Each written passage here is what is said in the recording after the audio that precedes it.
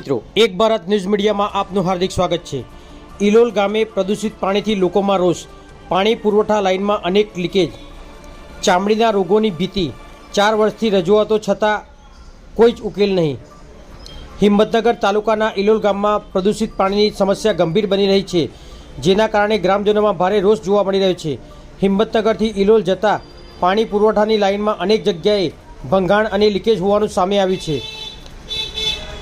પ્રાપ્ત માહિતી મુજબ પાણી પુરવઠા વિભાગ દ્વારા એરિગેશનનું પાણી સપ્લાય કરવામાં આવે છે, પરંતુ તે પાણી ખૂબ જ પ્રદૂષિત હોવાનું સ્થાનિકો જણાવી રહ્યા છે, જેના કારણે ગામમાં ચામડીના રોગ સહિત અન્ય રોગો આરોગ્ય સમસ્યાઓ ઊભી થઈ રહી છે।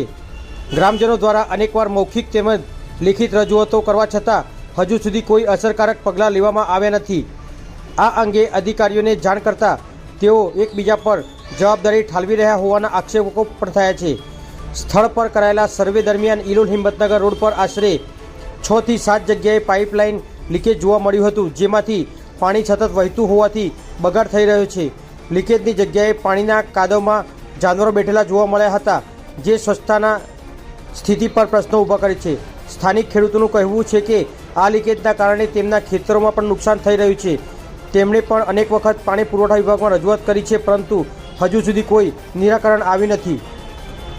પાણી પુરવઠા વિભાગના અધિકારીનું કહેવું છે કે નવી લાઇન નાખવામાં આવી છે, છતાં લીકેજ કેવી રીતે થઈ રહ્યું છે તે અંગે સ્પષ્ટતા નથી। સ્થાનિકોના જણાવ્યા મુજબ નવી લાઇન નાખવામાં આવી હોવા છતાં તેનું કનેક્શન હજી સુધી આપવામાં આવ્યું નથી। ગામના જાગૃત નાગરિકો દ્વારા છેલ્લા 4 વર્ષથી આ સમસ્યા અંગે રજૂઆત કરી રહ્યા છે, છતાં આ દિન સુધી કોઈ કામગીરી કરવામાં આવી નથી। એક બાજુ સરકાર દ્વારા પાણી બચાવો અને શુદ્ધ પાણી અંગે જાગૃતિ અભિયાન ચલાવવામાં આવે છે, જ્યારે બીજી બાજુ આવા બેદરકારીના કિસ્સાઓ સામે આવ્યા છે।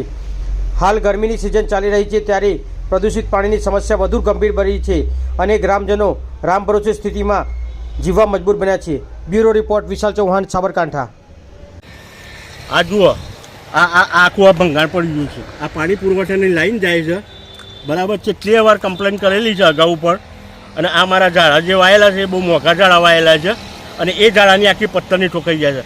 સતત પાણી મળે ને તો એ આ ઝાડું નુકસાનકારક છે મને પાણીનું, એટલે આ માટે ઘણીવાર કમ્પ્લેનો કરી છે, પણ કોઈ સાંભળતું નથી। એનાથી આગળ બી તકલીફ તો છે જ, 4-5 જગ્યાએ ગાબડા પડેલા છે, પણ કોઈ સાંભળતું નથી। તમે જાણ કરી હતી? અરે ઘણી વખત અમે ત્યાં રૂબરૂ જઈને કહી આવેલા છીએ કે ભાઈ તમે આને તમે રિપેર કરો, નહીં તો અમને તો આ બહુ મોટું નુકસાન થઈ રહ્યું છે। એક તો તમે અમારા ખેતરમાં લાઈન નાખી છે, અને એ લાઈનનું તમે લીકેજ બંધ કરતા નથી, તો અમારે તો શું કરવું? અમારે તો જમીનની માફળાઈ જાય, પાકની બી માફળાઈ જાય। અમારે કઈ રીતે શું કરવું? Okay sir.